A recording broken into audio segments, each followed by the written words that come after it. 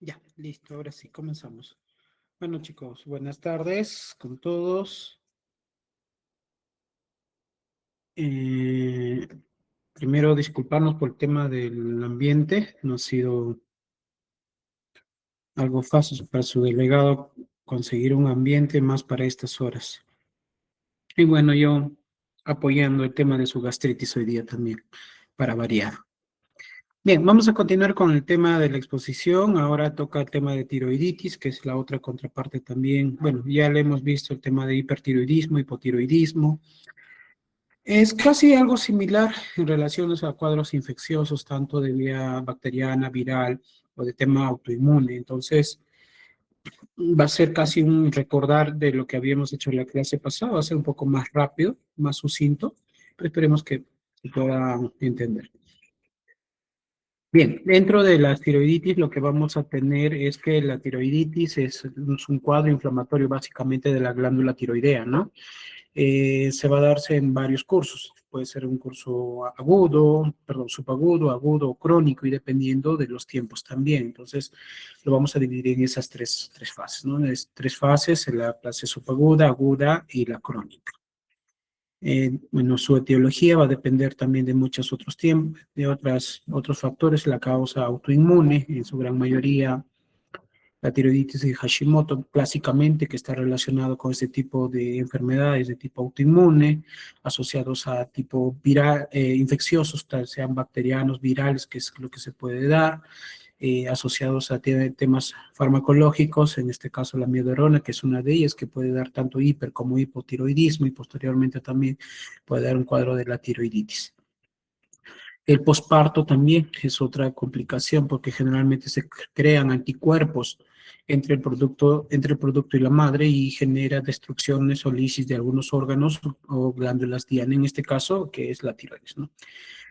De acuerdo a su perfil clínico y todo lo demás. Dentro de todo esto, la causa más predominante a nivel global o de acuerdo a las fuentes o las literaturas norteamericanas o europeas, la tiroiditis de Hashimoto, la causa o la autoinmune es la causa más, es de la causa primaria más frecuente que se puede tener, ¿no? Entonces, eso es lo que vamos a ver y como ya les había mencionado, dependiendo de su estado, vamos a ver en su gran mayoría, algunos van a debutar con cuadros de hipertiroidismo y posteriormente hacen cuadros de hipotiroidismo que podrían ser transitorios o se pueden quedar de manera permanente.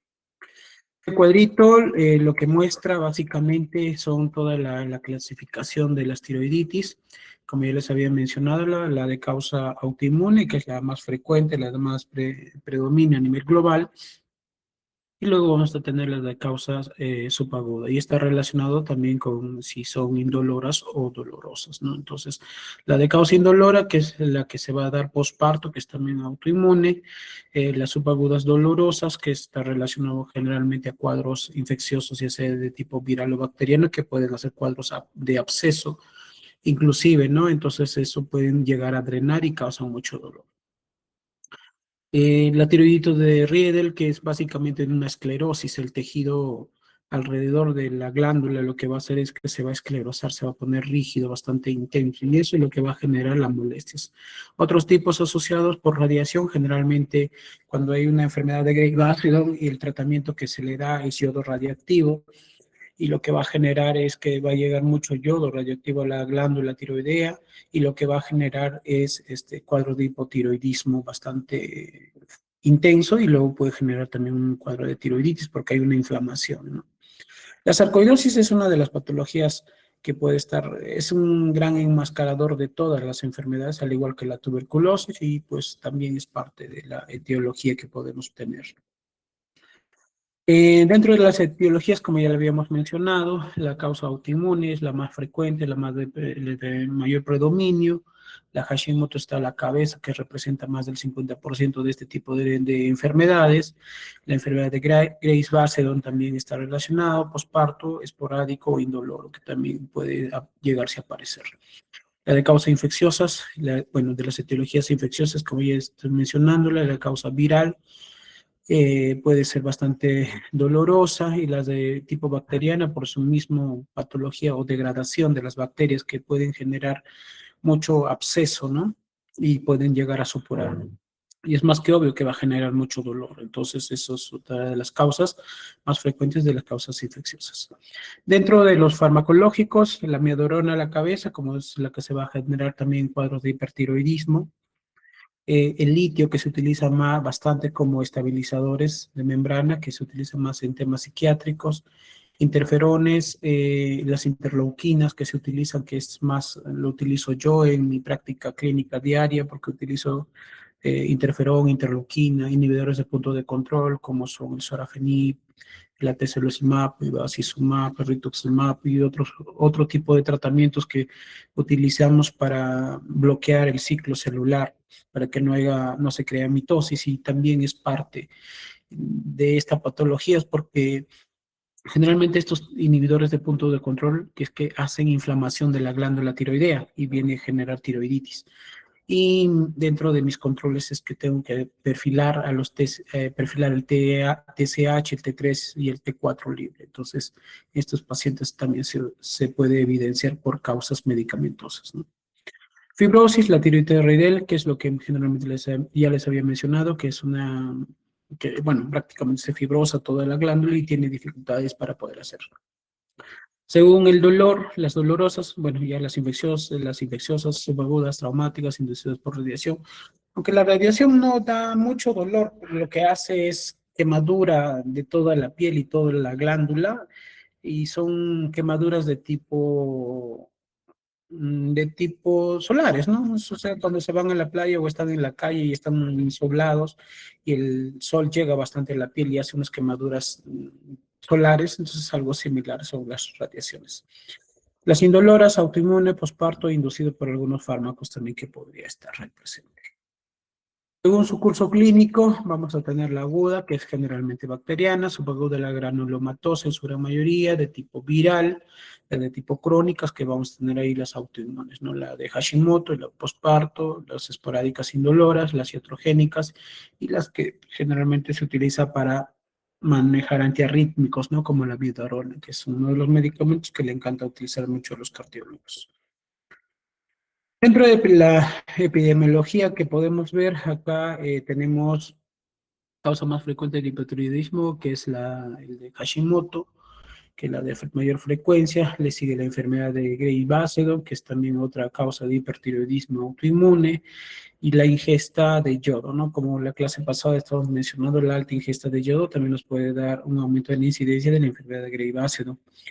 Hay algunas que van a favorecer a la autoinmunidad tiroidea, no solamente por la ingesta, sino que también ya es un tema inmunológico. La deficiencia de yodo, en este caso, hay un efecto protector frente a la tiroiditis autoinmune. Bueno, al menos tiene algo protector, a diferencia de las otras enfermedades que sí podía aumentar. Entonces, dentro de todo lo que vamos a ver es que en una adecuada ingesta de yodo en una población de riesgo, pueden haber predisposición autoinmune. ¿Qué significa? Si hay mucho consumo de yodo, o sea, la sal o otros alimentos que tienen altas concentraciones de yodo, lo que va a haber, puede haber una predisposición autoinmune, o sea, que ya haya consumo adecuado de yodo o suficiente y tengas un material genético que esté alterado, aberrado, lo que va a hacer es que la enfermedad se pueda encender muy rápidamente. Dentro de las tiroiditis infecciosas, generalmente la glándula de la tiroides es como una especie de, bueno, como una H, pero gordita, rechonchita, y está cubierta por cápsulas y no permite que haya fuga o ingreso de muchos en cuadros infecciosos. En su gran mayoría, si llega un cuadro infeccioso es porque la cápsula se rompió, que puede ser por un evento traumático, por un procedimiento, y las infecciones pueden llegar ya sea de la misma piel, que se pueden ingresar o se pueden inocular por una aguja, o la otra contraparte es que puede llegar por vía hematógena, y cuando llega por vía hematógena es porque la infección es multisistémica y probablemente el paciente puede estar ya en una sepsis, una septicemia, y cuando este cuadro ya está en proceso de involucionar, genera pues anticuerpos contra la glándula tiroidea y genera este tipo de inflamaciones, ¿no? Predominantemente más en ancianos, ya con enfermedades crónicas per se, que pueden ser diabéticos, hipertensos o hipotiroideos, algunos, en algunas situaciones, o otro tipo de enfermedades como artritis reumatoidea, lupus eritematoso sistémico, que es lo que va a generar que bajen la inmunidad. Nosotros debemos tener un cuadro de inmunidad. Tenemos la inmunidad innata, la inmunidad celular y la inmunidad por barrera. Y este tipo de inmunidades, las que son donde nuestro sistema de defensa tiende a bajar por algún tratamiento per se, como ya sea uso de corticoides o uso de ciclofosfamida o otro tipo de tratamiento inmunosupresor, va a hacer que pues, las infecciones se puedan prender en cualquier parte del cuerpo, incluyendo la glándula tiroidea, ¿no? Entonces, y las infecciones que van a llegar en su gran mayoría son gram positivos, el estafilococcus, el streptococcus. Recuerden que estos dos tipos de bacterias también están en la piel. Por lo tanto, imagínense si yo por un X motivos me hago una biopsia de tiroides y no le hago una buena asepsia, antisepsia, voy a inocular con la aguja este tipo de bacterias y lo que me va a generar es una infección, una tiroiditis de tipo infecciosa, ¿no? Y puede llegar a supurar. En algunos pacientes inmunosuprimidos es más que obvio que se va a contagiar de todo, ¿no? Ya desde la bacteria hasta la parte micótica hasta los virus, entonces tienden a ser un caldo de cultivo bastante magnífico porque la sangre es uno de los medios de cultivo mejores y pues si no hay defensas es más que obvio que cualquier tipo de agente infeccioso puede llegar a ingresar y pues generar todo este tipo de lesiones, ¿no? Pues, infecciones, las vías de infecciones ya les había mencionado, diseminación hematógena y malformaciones congénitas, generalmente más en niños.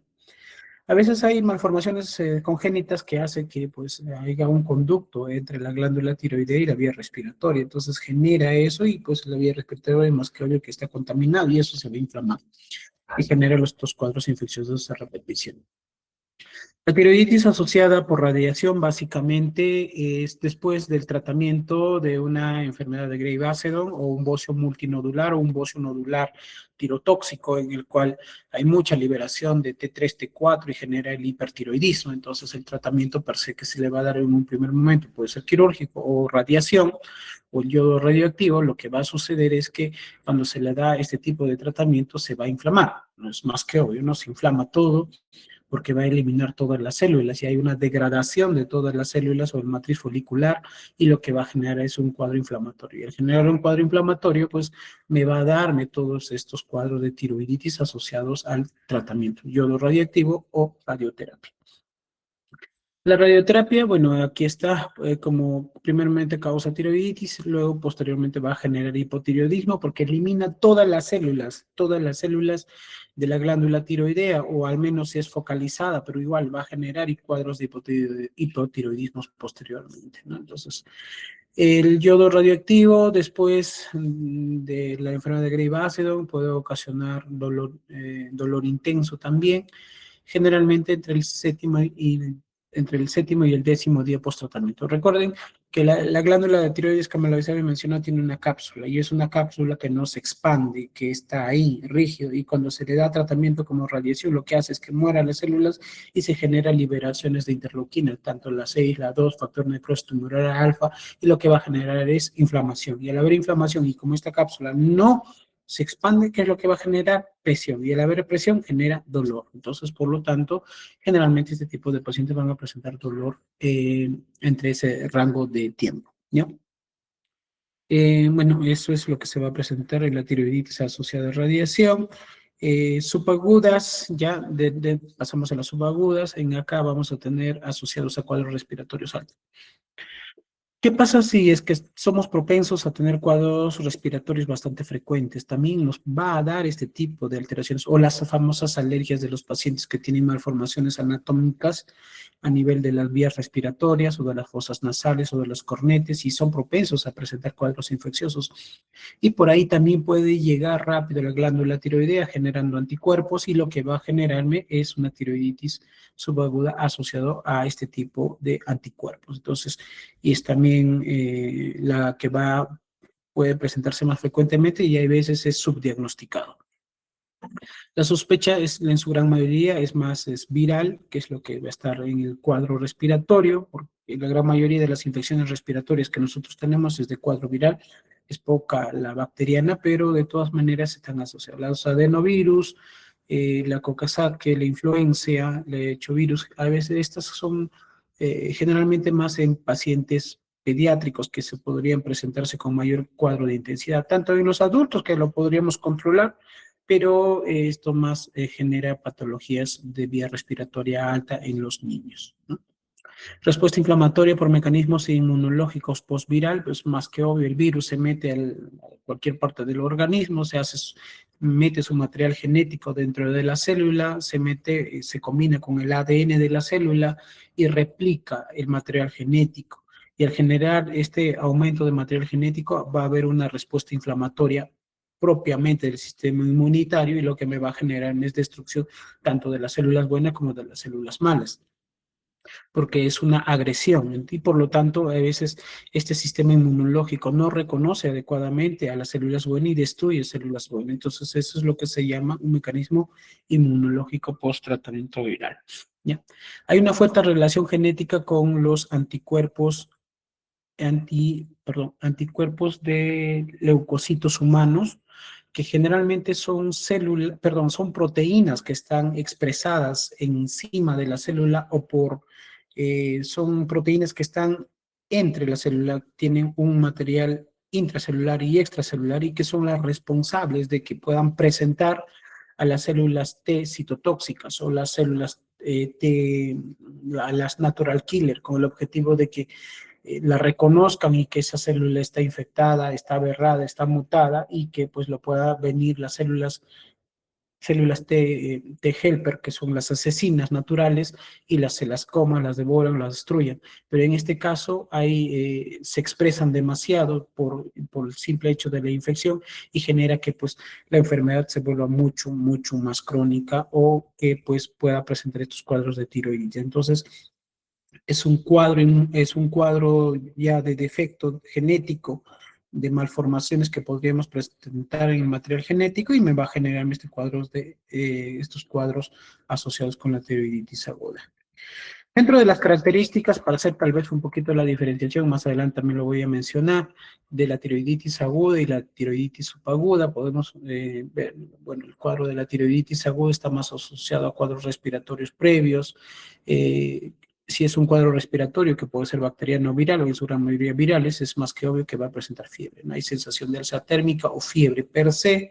Hay síntomas de tirotoxicosis, es poco frecuente, dolor de garganta es más que obvio porque todos tenemos estos cuadros respiratorios, inflamaciones tiroideas dolorosas en su totalidad de los pacientes y generalmente afectan al lóbulo del lado izquierdo, en su gran mayoría, 85%.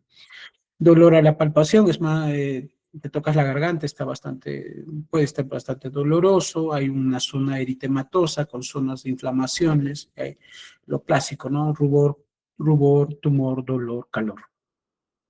En los cuadros inflamatorios o en el hemograma que se va a poder evidenciar generalmente en estos pacientes puede estar como no puede estar elevada los cuadros de los leucocitos con una elevación de los segmentos, pero el BCG, que es una reacción de fase inflamatoria aguda, si está elevado, hay concentraciones también elevadas o como que no de los marcadores, ¿no? TSH, T3, T4, ¿no? Fosfatasa alcalina, transaminasas, no deberían estar elevados porque el cuadro es más es arriba respiratorio, no tiene nada que ver con esa parte, pero sí pueden estar elevados. Dentro de la tiroiditis subaguda, está poco relacionado al cuadro infeccioso, la fiebre puede haber poco, síntomas tirotóxicos también, 50%, dolor de garganta en algunas ocasiones, inflamación de la glándula tiroidea, sí, definitivamente, dolor a la palpación también es poco, los recuentos leucocitarios también puede estar como no puede estar elevado, pero la reacción de fase inflamatoria aguda sí o sí va a estar presente en ambas patologías. También lo mismo, la tiroiditis o la hipersensibilidad tiroidea, lo mismo, o los sinónimos, ¿no? La tiroiditis subaguda, también conocido como la tiroiditis de Kervain, la granulomatosa de células gigantes, es bastante frecuente, el rango de edad va entre los 20 y 60 años, en promedio 30 años, es más frecuente en las mujeres, bueno, las mujeres han llevado toda la gloria de este tipo de enfermedades autoinmunes. La causa es desconocida, la anatomía patológica o la biopsia que se va a realizar si son células granulomatosas, pueden iniciar con cuadros de hipertiroidismo y luego pasar a cuadros de hipotiroidismo, ¿no? Existen anticuerpos antiperoxidasa que están con títulos bajos o están ausentes, la BCG siempre va a estar elevada o alterada. En la tiroiditis aguda es la supurativa, piógena, es bastante rara, como les había mencionado, porque la glándula tiroidea tiene una cápsula que le da protección.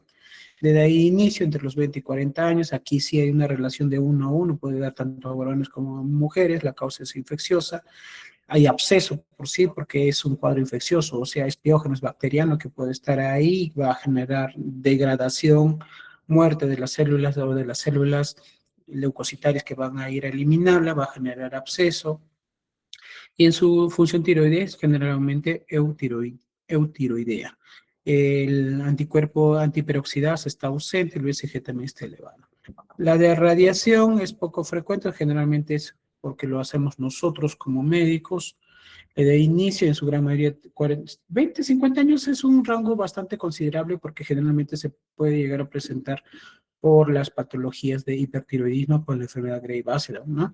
Generalmente más es en mujeres, otra vez, causa es la radiación, puede presentarse hipertiroidismo de inicio ocasionalmente y luego pasa también el hipotiroidismo, ¿no?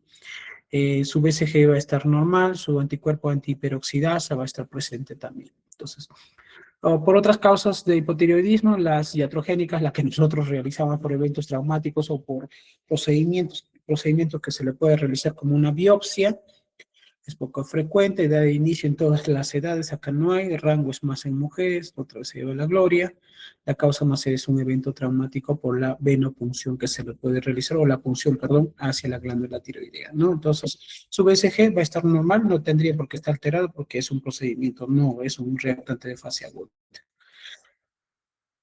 La tiroiditis crónica, autoinmune, acá también estamos en la de Hashimoto o la tiroiditis postparto, va a estar asociado básicamente a alteraciones de una proteína que es la antígeno leucocitario humano con sus receptores 3, 4 y 5. Es la más frecuente a nivel mundial, en americana y europea. Bueno, de acuerdo a esta literatura que puedo un poco revisar, es más, menciona que es más de tipo europea, pero bueno, en el contexto global creo que es la más frecuente, ¿no? Entonces, la de Hashimoto es la causa más frecuente de hipotiroidismo bueno, en ambas poblaciones estudiadas. Eh, la propuesta es infección viral, como mimetismo molecular, se genera anticuerpos antitiroideos. Entonces, hay anticuerpos, el mismo cuerpo genera anticuerpos. Hay células, los linfocitos tipo B, van a generar anticuerpos que van a ir a destruir nuestro propio organismo. 10% de la población tiene anticuerpos elevados, los marcadores tanto TSH, T3 que van a estar en este tipo de pacientes van a estar normales. El riesgo de progresión hacia un hipotiroidismo va a estar presente siempre porque puede llegar a lesionar tanto y que al final destruye todas las células tiroideas eutróficas y al final no va a haber y al no haber entonces genera hipotiroidismo. Ya lo habíamos mencionado, la enfermedad de Hashimoto es autoinmune básicamente con infiltración linfocitaria de la glándula tiroidea, hay un mimetismo molecular que significa que son proteínas que no son específicamente para destruirla, pero que van a simular, bastante simuladoras tenemos en el cuerpo y generan este tipo de mecanismo de destrucción y es lo que llaman las famosas reacciones cruzadas, ¿no? Entonces, generalmente se produce una proteína para algo específico, pero le hace efecto hacia otro lado, entonces hay una reacción cruzada. En este tipo de pacientes hay anticuerpo antiperoxidasa, están en un 90% de todos los casos, ya con eso nos hace el diagnóstico confirmatorio. Vamos a tener citotoxicidad celular dependiendo de este tipo de anticuerpos. El resultado al final lo que se va a darse es una destrucción progresiva de todas las células tiroideas y al final va a generarse una disfunción tiroidea de manera crónica. La tiroiditis postparto es otra característica principal también de una enfermedad autoinmune que se desencadena, perdón, por los anticuerpos contra las células tiroideas fetales, las que están alojadas en la tiroides materna. Entonces, el mismo producto, el feto, genera anticuerpos y es por eso que las mujeres durante el proceso de embarazo genera disminución de la inmunidad celular. los niveles elevados de progestágenos durante el producto o durante el embarazo hace que la inmunidad celular tenga a bajar. Y hay veces estos anticuerpos que se generan entre entre el producto y la madre genera destrucción o lisis de muchas de las células. Y entre ellas está esta, ¿no? Entonces, que me va a generar una tiroiditis postparto. Aparece en el primer año postparto, factores de riesgo, anticuerpos antiperoxidasa van a salir positivos y ya de por sí puede ser que la madre pueda tener ya algunas enfermedades autoinmunes que puedan estar arrastrando y que exacerben este tipo de patologías. Su cuadro típico inicia con cuadro de hipertiroidismo transitorio, pasa a hipotiroidismo y se puede llegar a recuperar en algún momento porque puede llegar a desaparecer los anticuerpos, pero si vuelve a salir embarazada y genera este cuadro, ya ahí ya se queda en cuadro de hipotiroidismo y eso ya es irreversible.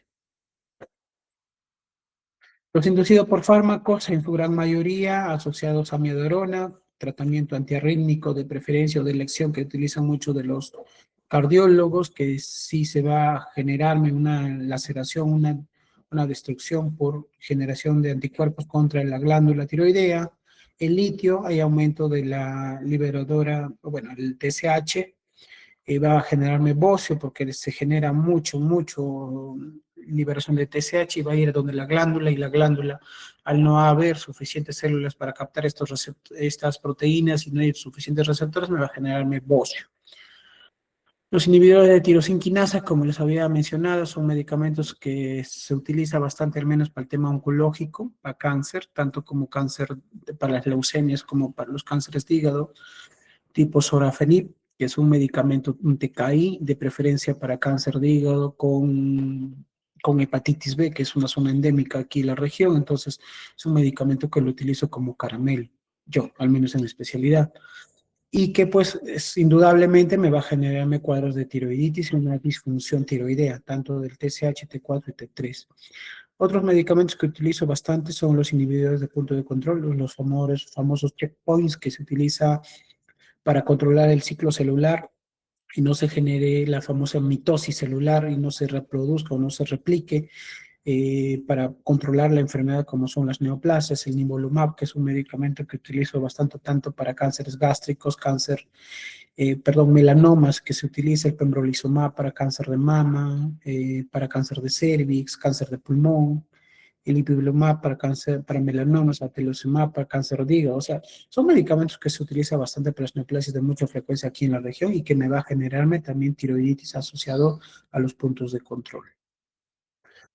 Los efectos sobre la glándula tiroidea puede causar hipotiroidismo o hipertiroidismo en relación del medicamento, en este caso la amiodarona, creo que lo habíamos hablado ya en la clase anterior, es uno de los medicamentos que me va a generar en un inicio hipertiroidismo, luego me va a generar, perdón, hipertiroidismo, luego pasa hipotiroidismo y todo está relacionado con este medicamento. Hay alteraciones básicamente del perfil tiroideo. El riesgo de hipotiroidismo aumenta en relación si ya tienen una enfermedad de base, como que es el Hashimoto, o sea que hay anticuerpos que están dando vuelta y a esto le agrego amiodarona, una explosión o una catástrofe tiroidea, ¿no? De todo el perfil tiroideo, ¿no?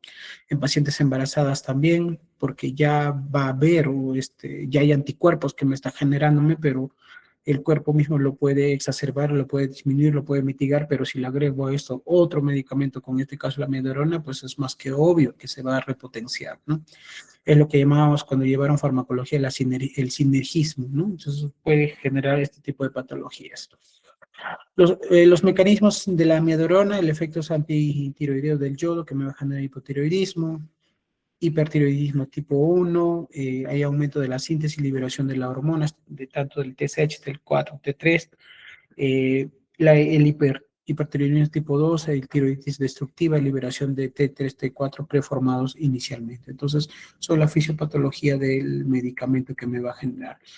Y creo que ya como para poder terminar, la tiroiditis de Riedl, que es una enfermedad bastante rara, con fibrosis progresiva de la glándula tiroides, como les había mencionado, es que forma fibrosis, toda la glándula se fibrosa. Normalmente es una glándula bastante hueca porque hay folículos y que está lleno de matriz coloidea, donde se va a formar el T3, el T4, ¿no? A través del yodo, pero en este caso se fibrosa, se vuelve más duro, más rígido, y lo que me va a generarme es que se asocia a una esclerosis, ¿no? Se vuelve duro, duro totalmente. Y este está relacionado a inmunoglobulinas, que son propiamente de nuestro cuerpo que las generamos, ¿no?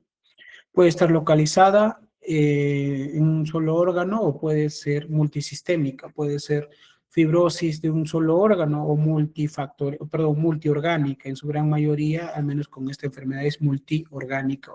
Si hay una tiroiditis esclerosada, probablemente haya esclerosis de otros tipos de glándulas, como la glándula suprarrenal, de la glándula pancreática, y otras que estén asociadas a este tipo de esclerosis. Es una patología o es una enfermedad reumatológica que es muy, muy intensa y que necesita tratamiento per se.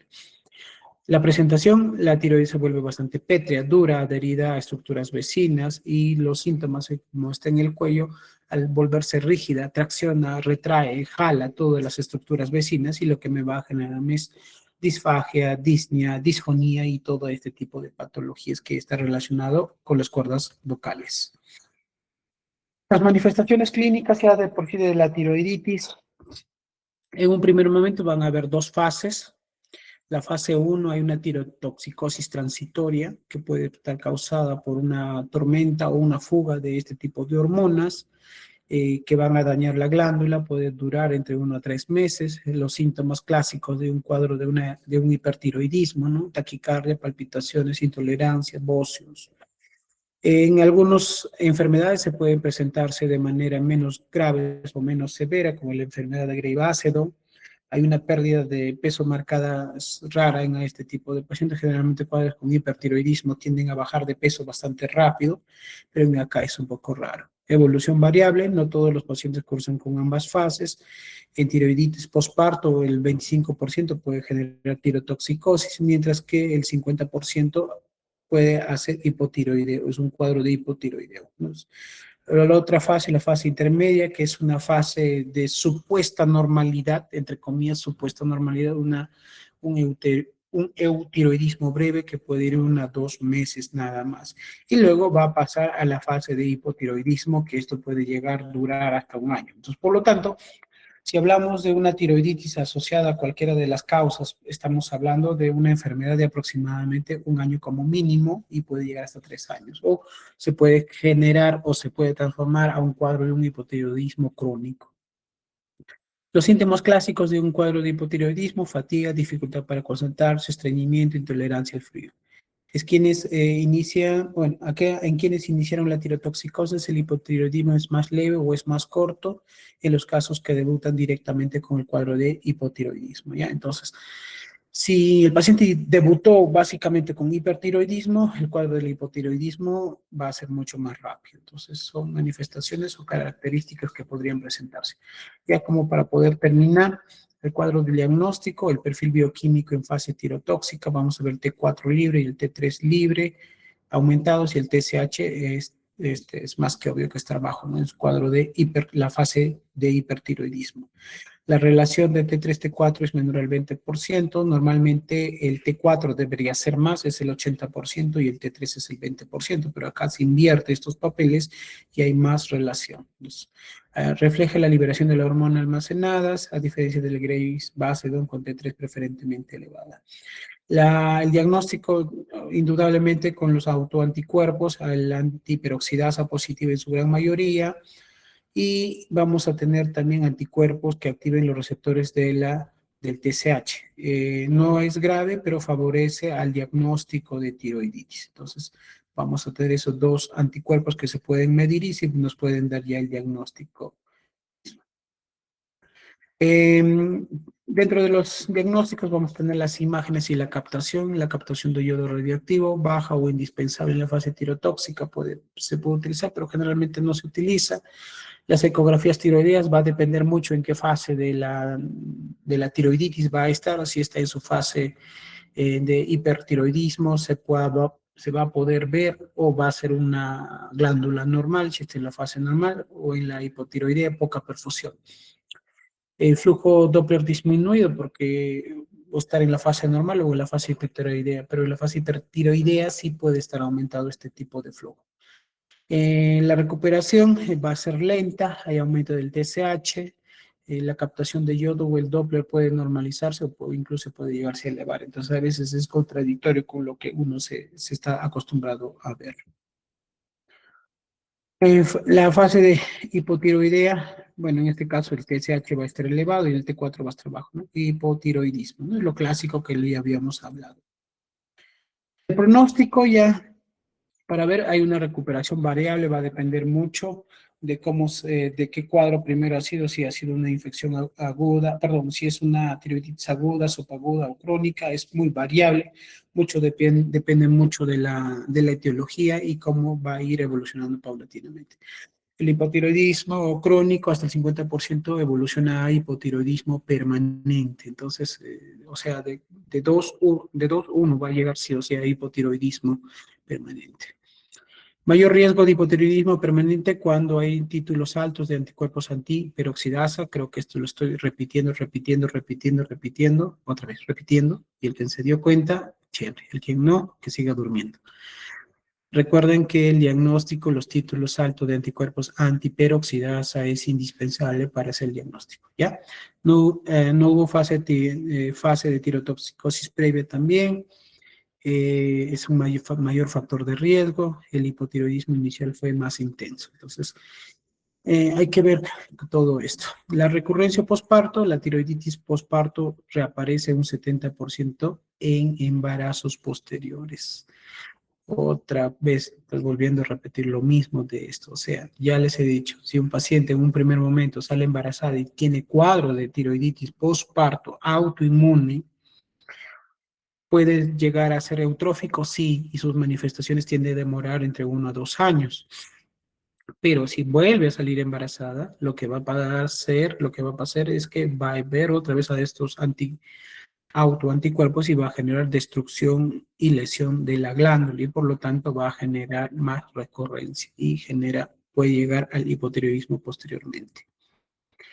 Listo, terminé. ¿Aún viven? ¿Ciertos? Teo, Sí, doctor. creo que te quedaste dormido. Pasa lista, por favor, quiero ver. Y ya, Antes de llamar.